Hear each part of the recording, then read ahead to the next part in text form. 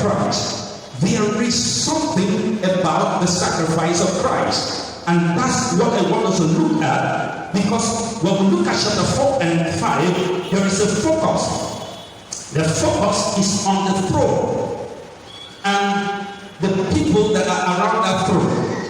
It is not taking us the exact happenings, but chapter 4 and 5 is on the throne. Just look at that Revelation chapter 4. Look at it quickly. Chapter 4. John said, after this I looked, and behold, a door was opened in heaven. And the first voice which I heard was as it were of a trumpet talking with me, which said, come up hither, and I will show thee, not I will tell thee, but I will show thee things which must be hereafter. Then look at verse 2. And immediately I was in the spirit, and behold, a throne was set in heaven, and one sat on the throne. Now the matters in chapter 4 and 5 are about this throne that was set in heaven.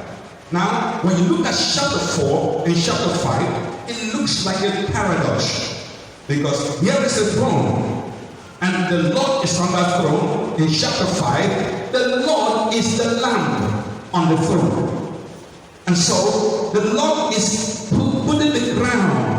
And these are the things that have confused the demons, that has confused Satan, that has confused the forces of darkness. If you do not embrace the Lord from that point of view, you are going to not only be defeated now, but in this last days, the wind is going to sweep you away. You must know who is coming. You must know why he is coming. Now, people don't understand when we say Jesus is coming. What is he coming to do? Have you ever asked yourself? That's the reason why, because still what shall they not understand? They say Jesus is not coming back literally. Many theological philosophers, they say Jesus is not coming back literally. That things are going to get better, and then the time will come to be a perfect state. You need the light to be continuously on. In fact, some people say it is going to be scientific development that are going to bring everything to perfection. And there's a problem that has been in the mind of a lot of scientists. They have been trying to look for a way of solving the problem of longevity. In other words, for a person to live his full life, live forever, not dying. And that's the reason why they have been attempting to wipe out some parts of the population, so that they'll be able to see how they can help people to live and continue to live. And it has failed over and over, because one thing that man has not been able to solve is the problem of death. And the last enemy that shall be destroyed is what? Death, according to chapter 15 of 1 Corinthians. It is when that has happened. Those are the things that the demons don't understand. Satan doesn't understand. The gods of hell doesn't understand. And nobody will understand that mystery. That's why it is confusing when people don't understand the scripture and they look at it. They just look at it from a religious perspective and begin to say their own things. Now, why is Jesus actually coming back? Because he talks here about the throne. He wants to create the picture of who this man is. What is the purpose? What is purpose? You must understand what purpose is. For you to understand, you need to go back to Genesis chapter 1 in verse 26. And God said, let us make man in our image, after our likeness. Let us have dominion over the fish of the sea, over the fowl of the air, over every creature and everything that is living on the face of the earth. In other words, God said, let him have man needed to be created in his image. Don't forget the phrase, in his image. The image of a person is the direct replica of that person. That was the purpose of God creating man. And he said, so that he will have dominion over the fish of the sea, over the fowl of the air, and over all the cattle, and over every creeping thing that creeps on the earth. Then in verse 27, he says, God created man in his own image. Male and female created he them. And notice, God created man in his own image. Male and female created he them. Then in verse 28, and God blessed them, and God said, "Be fruitful and multiply." The word fruitful means to reproduce. It's not limited to giving back to children, because that's what we're limited. No, the word panao in the Hebrew, it means to flourish. And the implication is that it's not only going to just be reproductive, it also includes being an inventor of things, being a creator of things. When Adam was giving names to animals, it is that blessing, be fruitful, that was working. In other words, man should be fruitful, it should flourish. And it also implies living a long life. Are we still following? The word is applied to the palm tree. The Bible says that man will flourish like a palm tree.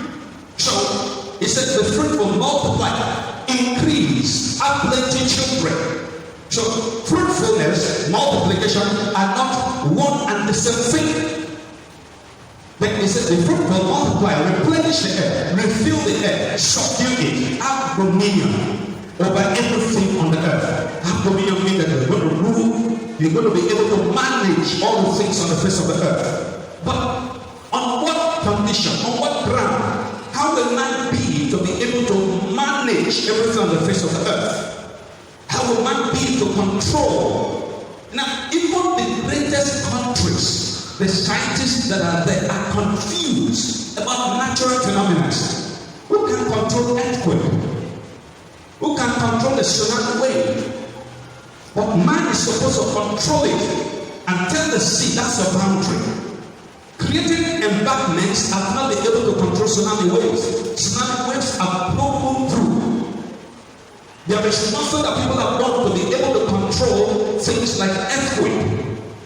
And that means that man is not having dominion. Lions have been tamed and have killed the people that tame them. Snakes have attacked the people that are trying to shun them. So that means that man has not taken charge like we think. How will man be able to fulfill this purpose? You know, sometimes people think that purpose has been disappointed. No. God's purposes never fail.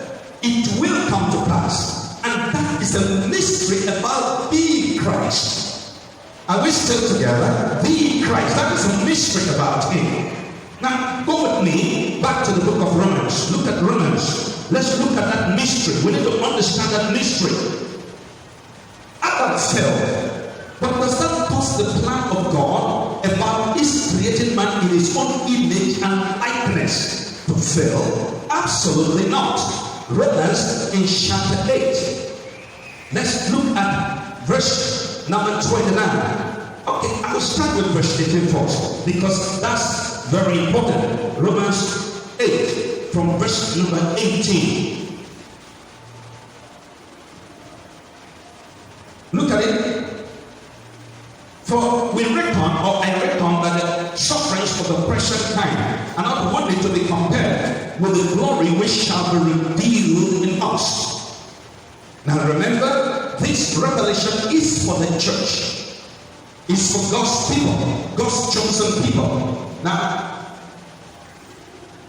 for the earnest expectation of the creation waited for the manifestation of the sons of God.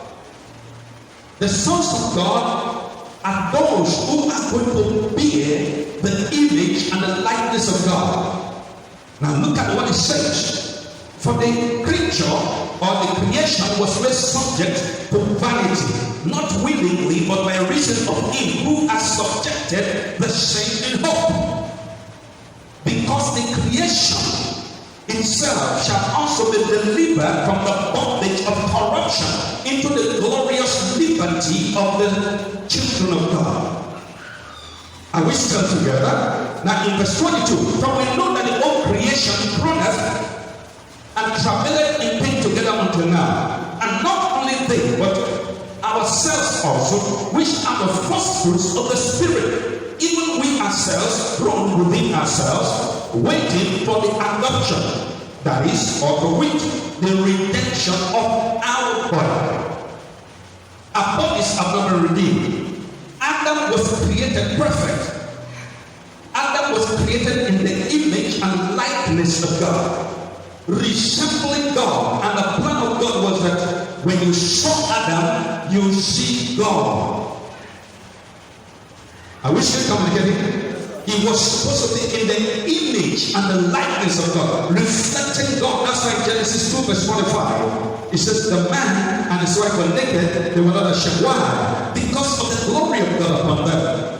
But Romans 3 verse 23 tells us, for man now at this point has sinned and he has lost the glory of God. What Christ came to do is to restore that image. Look at verse 28 now. Let's start with verse 29 of that in Romans. For whom he did foreknow, he also did predestinate to be conformed to the image of his Son, so that we'll be made like Jesus Christ, to be conformed to the image of the Son, that he might be the firstborn among many brethren. Moreover, whom he did predestinate, then he also called, and whom he called, then he also justified, and whom he justified, then he also glorified. So you see, there's something about the coming of the Lord Jesus Christ. When the Lord comes, these scriptures are going to be literally fulfilled. The creation will be delivered from the bondage of corruption into the glorious liberty. There is no man on the face of the earth, no matter how great or spiritual he is, that can allow the creation to subscribe or submit to his deliverance as a child of God. Why? Because the body has not been redeemed. This body will be changed. That is the reason for the rapture. That is the reason for the resurrection of the dead. And we still together, so that we be conformed to his image. And no man can possibly achieve that goal. Hebrews chapter 1, verse number 3. Just turn over to Hebrews quickly in chapter 1, the 3rd verse. The Bible tells us here that Jesus Christ is the express image of the